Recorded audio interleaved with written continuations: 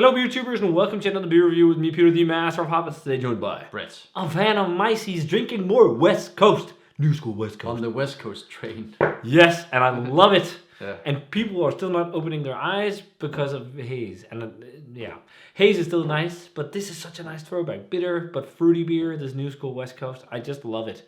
And So do I. you can just drink a lot of it. Yeah. It's amazing. You can also drink a lot of haze, but it's just like brewers should just do more variety. Yeah. I guess haze is also nice still, but it's just nice to try some of these, especially because they're still doing it the best on the West Coast. I mean, we have a lot of brewers in Europe that are just getting close now with some West Coast things, but in terms of haze, it was the same in the beginning. There's only the stuff in the US that was like crazy great, but then people followed suit in Europe. But we're drinking some Cellarmaker. So Cellarmaker is also one of those breweries that got a lot of traction back in the day. And still has a lot of traction in the US, but I don't think so many people, think about them too much in Europe anymore. They were over at MBCC. They did a collab with Ammerbrauchhaus, and they make some really good stuff. I've been to their tap room. Also make some great stouts. Yes. Yeah. I've been to their tap room in San Francisco. It was awesome, hanging out, drinking a lot of different beers. Met some subscribers and whatnot. But this is a bit of a different one. So this is Hello LA, and this is not a Cellarmaker beer. This is actually a Highland Park beer. We reviewed a couple Highland Park beers, but mainly sours, I think. Yeah. Right? Yeah. So I've had a few stouts and yeah. other things at MVCC, also IPAs. But apparently, Cellarmaker and Highland Park have a bet going, local sports team bet thing. I think I don't know what sports it is. Rams? What sports is that? I don't follow American sports. No, me neither. But then they kind of bet on which team wins. And then when the match is, if like the San Francisco team, which is where Cellarmaker is based, and if they win, then Highland Park brews a Cellarmaker beer in LA. And if it's the other way around, then Cellarmaker brews a Highland Park in San Francisco. Yeah. In one of their recipes. So that's what happened. The LA team won, and Cellarmaker ended up making one of their kind of flagship West Coast IPAs called Hello LA. Mm-hmm. So new school kind of West Coast, as you see by the color. Super simple grist of 2-row pale ale malt and Vienna lager malt, and quite heavily hopped with Mosaic and Citra. Yeah. So a dreamy combo. 6.8% ABV. This is past 30 days. It's like 34 days. So, oh my god. Yeah. But Cellarmaker says to drink their beer within 30 days. And if you can do that on your labels, you must be a huge seller locally, because that would be impossible to do in Denmark. Yeah. Like, I don't know how big the actual brew kit and what it is, but it's pretty small. Yeah. But yeah, it looks great. It looks like all the other beers we've had today. Super light golden yellow beers with nice fluffy white heads. There's not a big difference here. Nope. And it's clear, so let's check out the aroma. Yeah, very nice, limey, pithy, lemony. I think it's more towards sliced cold synergy. Yeah. It smells like it's going to be more... It has more earthy, herby flavors, too. But this is more limey. Yeah, definitely. Than the others. And it's also got some dankness. But one thing, though, I never did with West Coasters. I always drank them ice cold. Warm them up like New England's. I think you should do that, actually, too, with West Coast. So we were sipping on hot food. It just got better the more it warmed up. At least the aroma was more popping. Yeah. But I'd say, I think it's also because you have an idea that West Coast, old school West Coast, is cloying, so you drink it colder. But these beers are not cloying in any way, shape, or form. They're just crushers. Yeah. But yeah, definitely limey, lemony, pithy notes. Slightly. Also great grapefruit and a bit of pine. Yeah, but I'm also getting a bit of this passion fruity thing. Yeah. Also a bit of a blueberry cushy dankness. Yeah. And I'm also getting like a slight candied, almost like a gummy candy vibe, actually. Almost like the grape gummy candy or something like that. Yeah, it has a bit of this. Sitting like this. It has a bit of this that slight forest fruity Mosaic thing. Yeah. Almost like like a earthy strawberry. Strawberry dank thing. It smells really nice. Yeah.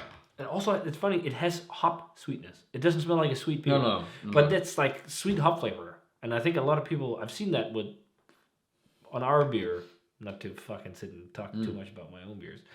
Talking like, it's quite sweet for a West Coaster. And maybe it's because it's just less bitter. Because hops also have sweet flavors. Like Yeah, but Citra is a sweet flavor profile. but it's still a bit But I think a crazy lot of people to say that if you drink a lot of New England IPA and yes, because stouts they're much and sweeter. Like it finished at like 2.3 or 4 Plato. That's quite dry. Yeah. And New England IPA is finished at like 4 to 6. Yeah, exactly.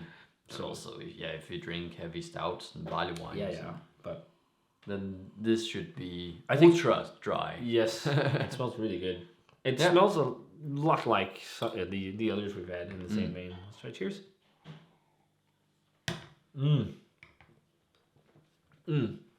Really limey and lemony. Yeah.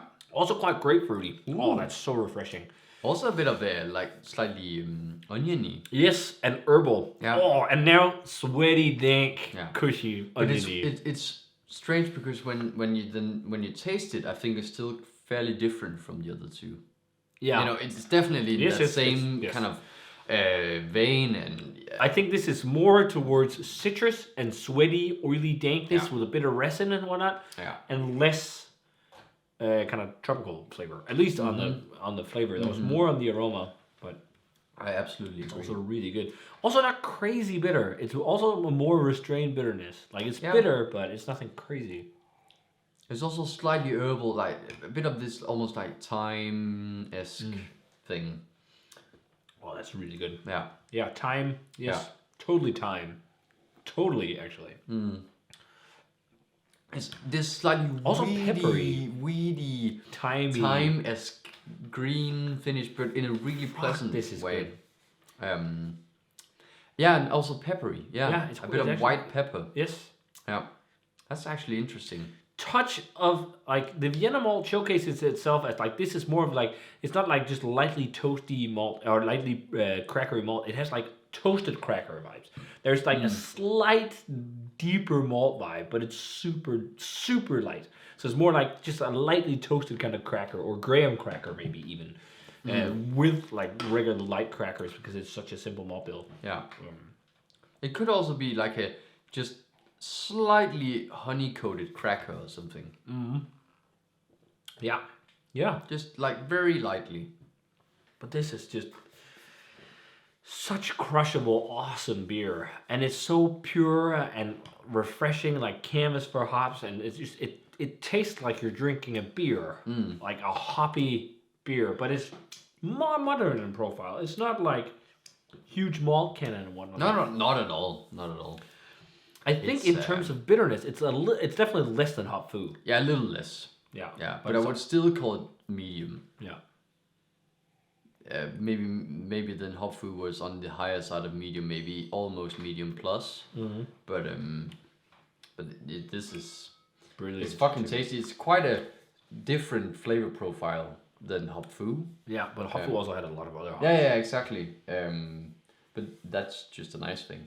But yeah, I think it's fucking dope. I don't think it's world class as hop food. I'd put it a notch below. Yeah, I'd put it like 93.4, something like that. Maybe 9. Yeah, big 93, small 94, something like that. It's still fucking tasty. Yeah. Hop food is just like you can taste. It's also a beer that's been brewed a million times at that brewery because it's just so dialed in. Yeah, I agree. And it's so great. We just talked about hop food having a rating of 3.75.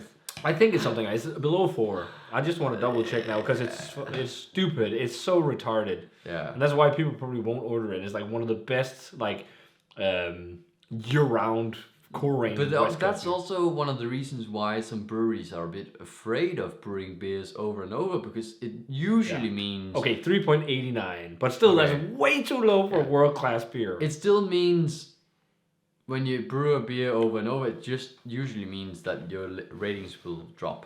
Yeah. So so I definitely see why brewers just want to make new beers because that's also a way to, keep the ratings higher. Yeah, get your average up or keep it up.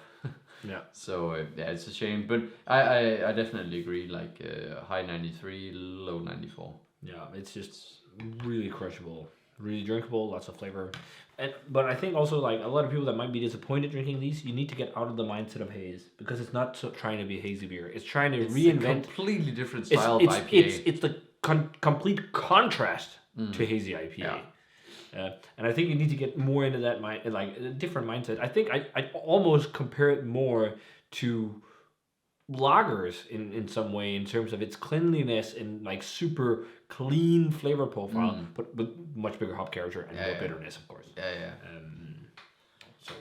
So that's I think so.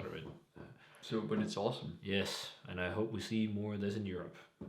But it's hard to break through the haze craze. Yeah. So, but yeah, if you guys had a chance to try Hello LA, originally by Highland Park, this time by Cellarmaker, or just Highland Park's version, let us know what you thought of it. Pretty damn dope stuff.